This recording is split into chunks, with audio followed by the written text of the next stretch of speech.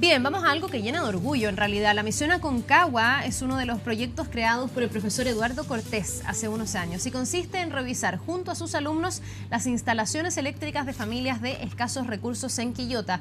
Este trabajo y su metodología de estudio dieron mérito a este docente para ser uno de los finalistas del Global Teacher Prize 2017.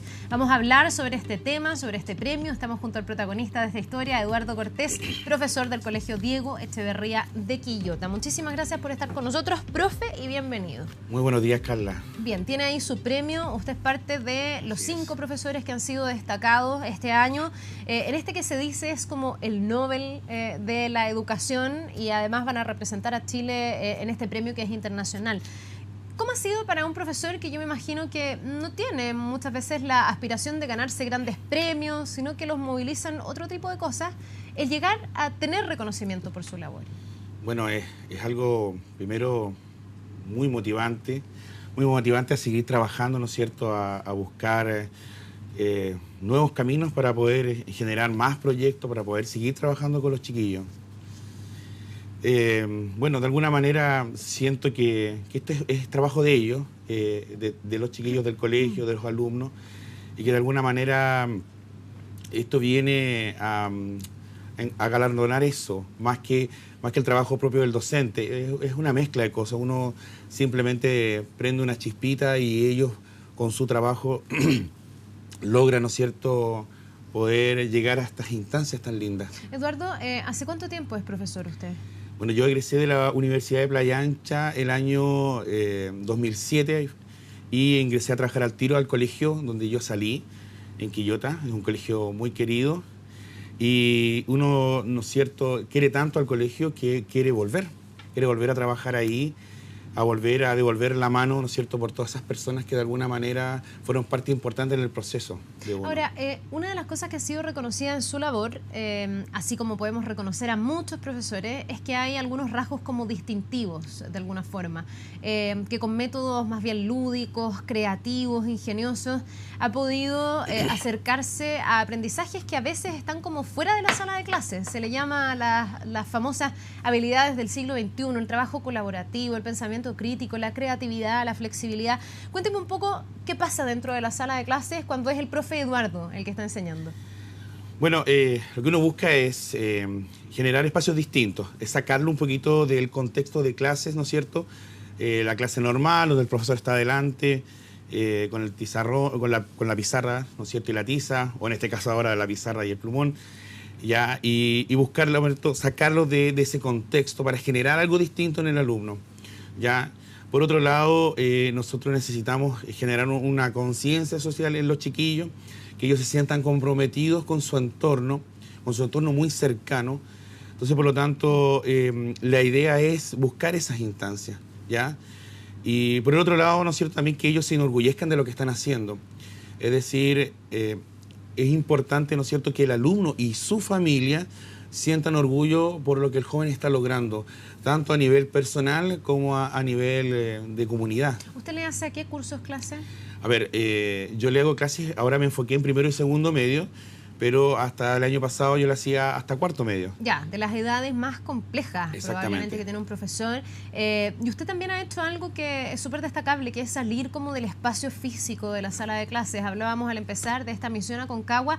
Cuéntame un poco en qué consiste esta misión que de alguna manera conecta lo que pasa dentro de la sala de clases, el aprendizaje de estos muchachos con su comunidad, que ahí hay un paso como bien relevante de darle sentido tal vez a lo que uno aprende, que no es solo para uno mismo, que también puede ser para otro.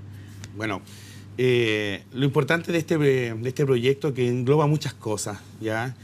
Partiendo, ¿no es cierto?, porque por el que le contaba recién, es hacer algo real. Yo me preguntaba antes, bueno, los mecánicos hacen bancas, lámparas para inducirlos a esa parte, el electrónico también puede hacer objetos, proyectos, ¿no es cierto?, de innovación, pero yo preguntaba cómo el electricista lograba hacer algo distinto, cómo hacía algo real, y de ahí nace, ¿no es cierto?, Misión Aconcagua. Aparte de eso, ellos tienen una jornada de trabajo real, ¿no es cierto?, desde las 8 hasta las 6 de la tarde, entonces ellos tienen ese ritmo que de alguna manera les sirve para el futuro. Por otro lado está el juego de los roles. Uno de sus compañeros se transforma en el jefe de obra, el capataz, ¿no es cierto?, y él dirige toda la obra, por lo tanto, ¿no es cierto?, también está ese punto. Y por último, ¿no es cierto?, el tema de la conciencia social, de que ellos pueden ayudar no con algo material, sino con lo que ellos saben. Es decir, una solidaridad distinta, el aprendizaje y servicio, algo que obviamente, por un lado, la Congregación Marista ha promovido, ¿no es cierto?, desde hace un tiempo esta parte, y la hemos tomado, ¿no es cierto?, desde esa perspectiva. Al final, el más beneficiado no es la familia a la que se le hace la instalación, sino que es el alumno, porque, ¿no es cierto?, se nutre de personas que les ha tocado vivir una situación difícil y de alguna manera ellos con su experiencia se la traspasan al alumno y el alumno el que sale más. Claro, contémosle a la gente que esta misión Aconcagua finalmente se trata en que estos alumnos van a revisar las instalaciones eléctricas de las familias más vulnerables, las cambian, las mejoran, obviamente, y ahí hay un paso, ¿no?, y un vínculo entre lo que se ha aprendido y la comunidad, que al final es súper recíproco, es una ventaja para aquellos que reciben la ayuda, pero también es un aprendizaje para estos jóvenes que están en formación. Así es. Sí, siempre he planteado yo, ¿no es cierto?, que el más beneficiado, ¿no es cierto?, es el alumno. Se conocen experiencias de vida, ¿no es cierto?, en las familias. Esas experiencias las personas, los que nos abren las puertas de sus casas, las traspasan a los alumnos. Y eso es muy, muy enriquecedor. De alguna manera, este aprendizaje y servicio, que no es una idea mía, sino es algo que se viene trabajando hace muchos años, ¿no es cierto? Hay grandes instituciones que vienen trabajando esta parte. Logra, ¿no es cierto?, hacer un aprendizaje significativo y genera esto que son los actores de cambio. Es decir, genera que los alumnos les pique el bichito, como se dice vulgarmente, por hacer, ¿no es cierto?, que las otras personas tengan un mejor pasar. Sí, yo entiendo que ustedes también hacen artefactos con materiales reciclados, ahí hay un aporte al medio ambiente, a tener este sentido verde de responsabilidad con el entorno. Pero yo, mientras lo escucho, pienso, no sé, yo decía recién, una edad súper difícil, pero cuando tú a un joven, a un adolescente le prometes o le ofreces algo entretenido, probablemente enganche. Yo veo que muchas veces las anclas, los problemas, las barreras en los colegios se da porque a lo mejor el profesor está muy motivado, pero tiene ciertas resistencias. Hay un currículum tradicional, hay ciertos como contenidos que deben sí o sí pasarse. ¿Ha habido una lucha del profe Eduardo en este caso de ir modificando eso que está preestablecido en el sistema educativo, que también haya significado ganarse la confianza del director, me imagino, o directora del colegio, de que esto finalmente tenga credibilidad en toda la comunidad, las familias, que muchas veces exigen más notas que otra cosa? Bueno, yo creo que lo importante es eso, como bajarle el perfil al tema de la nota y que ellos hagan algo realmente porque les va a ser útil. Ahí es donde está el tema de la utilidad. Es decir, yo no me estoy jugando esto por la nota, sino más bien porque yo quiero que me quede, por ejemplo, en el caso de los segundos medios, esta banquita de jardín, que me quede buena para que la pueda lucir en mi casa. Es simple hecho, yo creo que esto ayuda mucho, ¿no es cierto?, al colegio donde yo trabajo. Es un colegio, ¿no es cierto?, que de alguna manera es querido. De alguna manera es un colegio no querido solamente por la gente, sino que por la comunidad, por la gente de Quillota, por la gente de Limache, La Cruz, La Calera, donde muchas personas viajan, ¿no es cierto?, hasta Quillota para poder estar en el Diego. De alguna manera, ¿no es cierto?, los chiquillos logran establecer un lazo muy bonito. Por ese lado, entonces uno le trata de sacar el mejor de los provechos. Es decir, ellos van al Diego con un fin y lo importante es buscar cuál es lo que más les pueda llamar la atención para poder generar este vínculo, ¿no es cierto?, de un aprendizaje significativo con lo que ellos quieren, con sus intereses. Ahora, perdón, ¿esta mirada es compartida? ¿Hay otros docentes en el colegio que también trabajan de esta forma? ¿O ha sido, como le decía yo, remar un poco contra la corriente? El decir, a ver, no nos fijemos tanto en la nota, tratemos de buscar métodos más creativos, insertemos el colegio en la comunidad. Muchas veces el sistema educativo es tan estructurado y tiene tantas metas fijas, entre ellas la nota, y permite tan poco el fracaso, además, que hay muchos profesores que querrían un espacio así y que no lo encuentran, porque no cuentan con la confianza y el convencimiento del resto de la comunidad. Bien, en el caso nuestro, la tónica, ¿no es cierto?, de la idea de colegio que nosotros estamos formando, y no solo el Diego, sino que todos los colegios maristas, es generar el aprender haciendo, por un lado. Así que en ese sentido, de alguna manera, tenemos el apoyo tanto de la dirección del colegio, ¿no es cierto?, como de la congregación en sí. Y no solamente yo, sino que un montón de colegas, ¿no es cierto?, generamos estos espacios. Tenemos al profesor de historia, Jonathan, que de alguna manera él hacía clases, ¿no es cierto?, haciendo que los personajes tuvieran un perfil y se entrelazaran, ¿no es cierto?, se relacionaran. Por otro lado, la profesora Carolina, también de historia, generaba unas poleras, ¿no es cierto?, con personajes, ¿no es cierto?, de la Guerra Fría, ¿ya? El profesor de inglés, Miguel, el colega, ¿no es cierto?, está generando un espacio de una especie de evento de inglés. Entonces, existe la posibilidad de mezclar el currículo, ¿no es cierto?, con estas actividades que de alguna manera pueden, ¿no es cierto?, cumplir con las expectativas que el Ministerio nos está colocando y a la vez motivar. ¿Cómo ves tú hoy día, Eduardo, el rol de los profesores? Muchas veces se dice que son la piedra angular de la educación, que si aspiramos realmente a tener una mejor calidad de la educación, esto pasa necesariamente por los profesores, pero eso coexiste con la queja permanente de que lamentablemente la docencia no goza del prestigio que debiese gozar, que mucha gente llega a trabajar o a estudiar pedagogía un poco por descarte, no muy convencido, que luego se encuentran con sueldos que no son del todo dignos, o justos para la tremenda responsabilidad que tienen, que es formar gente. ¿Cómo ves tú aquello? ¿Tú crees que hay espacio hoy día para revalorizar la figura del profesor y que necesariamente son ustedes los que pueden empujar este carro? Porque si ustedes marcan a estos jóvenes de esta manera, me imagino que es más fácil que este carro avance, ¿no? A ver, yo primero que todo, yo considero que la primera base de la educación obviamente es la familia. Y dentro de todo tiene que haber un nexo muy importante entre la comunidad colegial y el apoderado. Si no existe ese nexo valiosísimo, obviamente cuesta construir obviamente una educación de calidad. Cuando nosotros hablamos de educación de calidad, generalmente nos empezamos a hablar de valores, y esos valores son obviamente constitutivos del hogar, ¿ya? Por otro lado, nosotros lo que queremos hacer como comunidad, como colegio, es ensalzar esos valores que obviamente nacen desde la casa. Por un lado, siento que de alguna manera, gracias a Elige Educar, sí se está tomando en cuenta, ¿no es cierto?, el valor, ¿no es cierto?, de lo que es el profesorado, y de alguna manera, ¿no es cierto?, cómo esto influye, cómo marcan los alumnos el día a día con ellos, porque al final el profesorado es el que comparte mucho más a veces que la misma familia. Yo me imagino que este premio tiene que ver con eso también, ¿no? Con sentir que de alguna manera tu testimonio, tu trayectoria puede aportar a otros profesores que quieran también generar cambios, que quieran movilizar a sus alumnos, que quieran tomar en sus manos esta posibilidad de generar mayor calidad, más allá de las reformas que se estén haciendo, más allá de lo que se esté discutiendo en las altas esferas, me refiero en el día a día dentro de la sala de clases. ¿Te inspira de alguna manera este premio hacia eso, a sentir que hoy día tú puedes ser un ejemplo y puedes ir contagiando a otros? Bueno, dentro de todo esto, todo lo que estoy viviendo, obviamente es una sorpresa súper grande en general. De alguna manera, más allá de hablar de ejemplo, lo que yo puedo hacer es de alguna manera comunicar, ¿no es cierto?, que se puede lograr, ¿no es cierto?, hacer una clase distinta y que no solamente le va a acomodar al alumno, sino también al profesor. ¿Ya? Y no soy solo yo, sino hay un montón de profesores, ¿no es cierto?, que están trabajando todos los días por generar, ¿no es cierto?, un aprendizaje significativo en sus alumnos. ¿Ya? Por eso que cuando me dicen el mejor profesor de Chile, no lo considero así, porque hay muchos profesores que dejan sus piezas en la sala o en los talleres, ¿no es cierto?, por sus alumnos. Y por otro lado, ¿no es cierto?, hacer hincapié de que uno tiene que educar para la felicidad y no para que ellos ganen un sueldo. Generalmente está muy estigmatizado, está muy monetizado el tema del futuro de los alumnos. Si nosotros concentramos la educación en educar para ser felices y para que los alumnos entiendan que lo que ellos tienen que buscar es estar día a día contentos con lo que están haciendo, las cosas van a cambiar.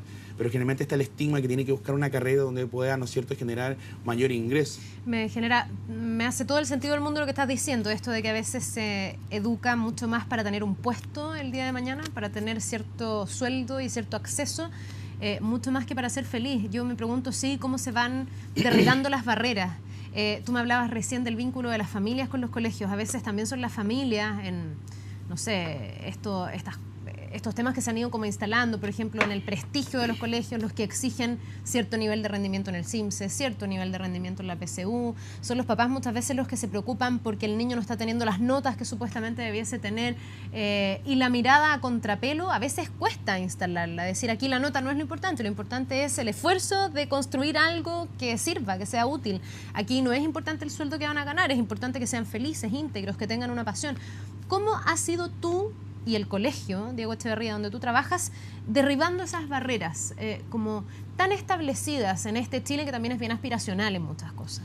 Bien, la idea es primero generar una cercanía, algo que el fundador de los hermanos maristas, el padre Champañán, quería primero una educación, ¿no es cierto?, cercana, es decir, conversar con el alumno, estar en el recreo con ellos, saber de ellos, que ellos confiaran en sus profesores.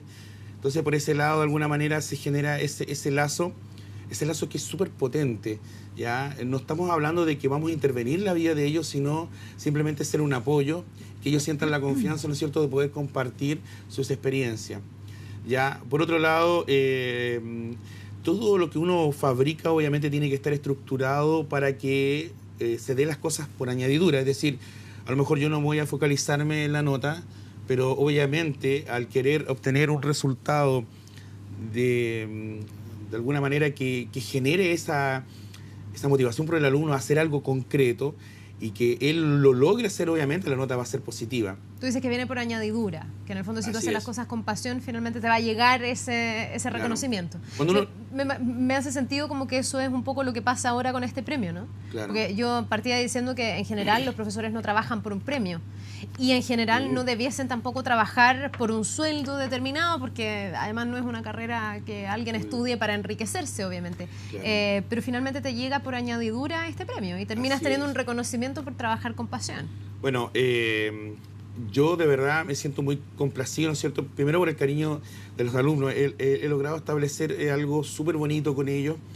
De alguna manera eso contribuye al día a día que uno lo pase bien en el trabajo. Es decir, un profesor de vocación va a lograr hacer que él vaya a trabajar y que de alguna manera no sea un trabajo para él, sino que sea simplemente hacer como que lo que a uno le guste y que por eso le paguen.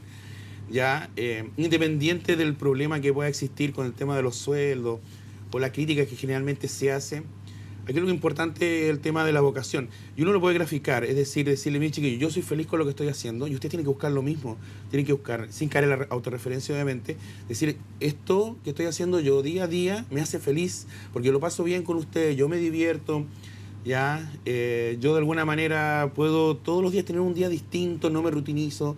Por lo tanto, eso es lo importante. ¿Siempre quisiste ser profesor? No, quería ser periodista. ¿En serio? Sí, quería ser periodista. Es más, ingresé a la Universidad de Playa Ancha con el fin de cambiarme de carrera. Ya, dije yo, bueno, vamos a ver qué pasa. No logré quedar en la Universidad Católica, tampoco en la UPLA, en periodismo, e ingreso. Y resulta que en una de las prácticas tempranas me llevan a una sala de clase y un niño corre a abrazarme de la nada.